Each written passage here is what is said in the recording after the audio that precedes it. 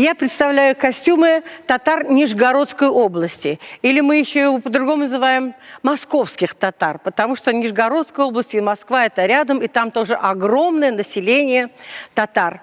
И вот этот костюм, он также у нас реконструирован и изготовлен нашими фольклористами, которые очень много форм разыскали и в Нижегородской области, и в Московской области.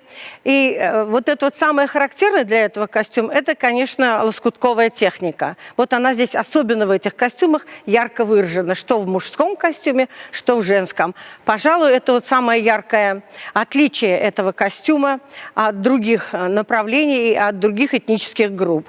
В основном делается из льна. Вот у нас здесь просто ярко представлен лен. И большой головной убор, что мы сейчас не совсем могу я показать. Он огромный, он вот такой вот красивый с кисточками и красиво покрывает голову.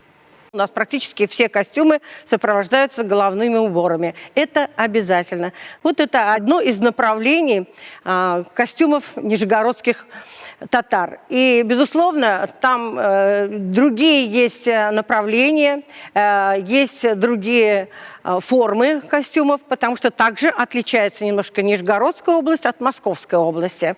Ну, а это вот как-то выбранное нашими фольклористами, нашими этнографами представлен этот костюм. Небольшая композиция танца татар-нижгар.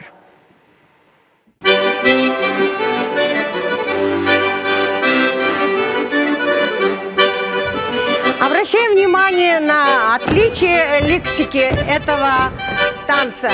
Здесь также широкий охват руками, очень красивые движения в паре, очень широкая форма движения.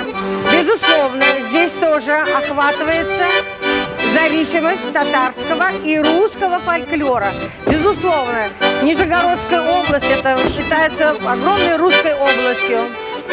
И вот живущие там татары, наверное, это и есть взаимовлияние культур и взаимовлияние лексики. Безусловно, это отражается и в нашем танцевальном фрагменте. Безусловно, дробные выстукивания, они очень ярко выражены в этом номере. Спасибо.